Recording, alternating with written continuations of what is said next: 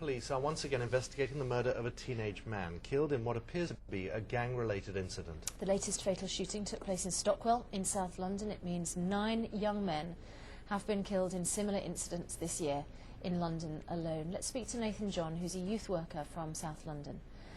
Nathan, good to talk to you, but not good to talk to you about this. You know, it's happening too often. Yep. It's happening to young black men too often. Why is it happening? What's going wrong here? What's going wrong? What's being done? What's being done to really stop this problem? At the moment, there seems to be everyone shifting blame, everyone kind of looking to the government or looking to the police or looking to the community, and we're not kind of collaborating and coming together and saying, how can we work together? We need to collaborate for success, because actually unity is not only strength, but organisations, global organisations show us that coming together you can create synergies. So that's basically when 1 and 1 doesn't equal 2, but 1 and 1 equals 4. So together we can achieve much more than apart. And at the moment we're all fragmented.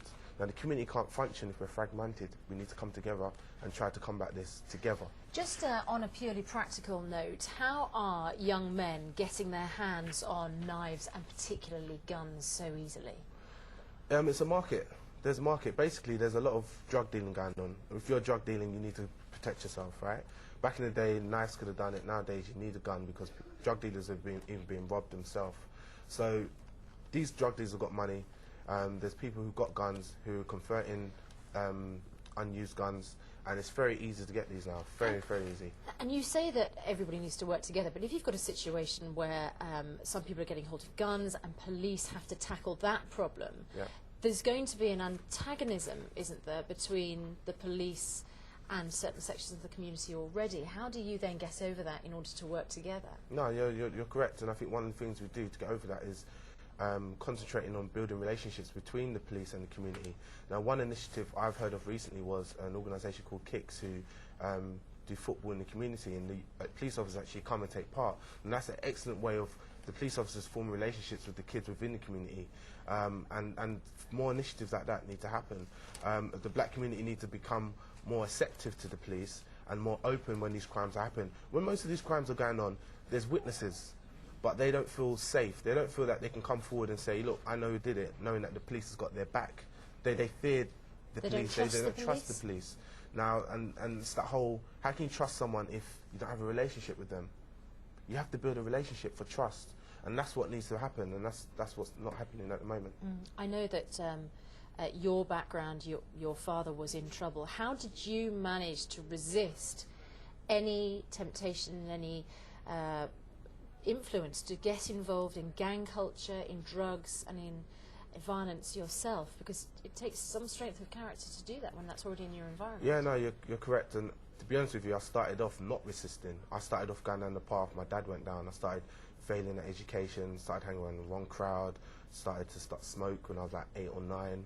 It was ridiculous. But then 3 main things happened in my life was that my mum got married, so I had a stepfather who became that male figure in the house who kind of set the law, took pressure off my mum from working and taking care of the house. I got more involved in church, I got baptised and filled, so God played a big part. He kind of showed me that I was a leader, whereas before I was a sheep. I was just following. He showed me that actually I'm here to be a shepherd, I'm here to actually help other young people. And also a role model in my life, a guy named Leslie. He was the first professional person I saw. He was an accountant. You know, he had a convertible car, he had the jewelry, he had a nice haircut, and I was like, I want to be like that guy. I don't want to be like MC Hammer anymore, because I don't know MC Hammer, but I know Leslie, and he became my mentor. And all the things that I'm trying to do now are just really replicating the influences I've had in my life, and I'm trying to replicate with other young people. Well, it's very interesting talking to you, Nathan. Thanks ever so much. I know you're going to be coming back a little bit later on in the programme, and it'll be good to talk to you then as well. Great having me on again. Thank you very much. Thank you. Sort of an enduring problem, isn't it? If you're telling a youngster, go out, get an education, get a good job that might earn you, I don't know, £20,000 a year, and you'll be able to, you know, get a nice, decent Ford Fiesta or something, and yet they're seeing their neighbour earning twice that much, driving a, you know, really great car, but it's immoral earnings. How on earth do you persuade somebody to stick with it, to go the right route? You give them an option that's viable. So I would never say to someone, look, put down the knives and guns and drugs and get a 20 grand job. I say, scrap that. Pick up your education, get a job in banking where some of the most starting salaries for graduates are around 30 odd grand, and that last year I think it was around 3,000 bankers got £1 million bonus each on average.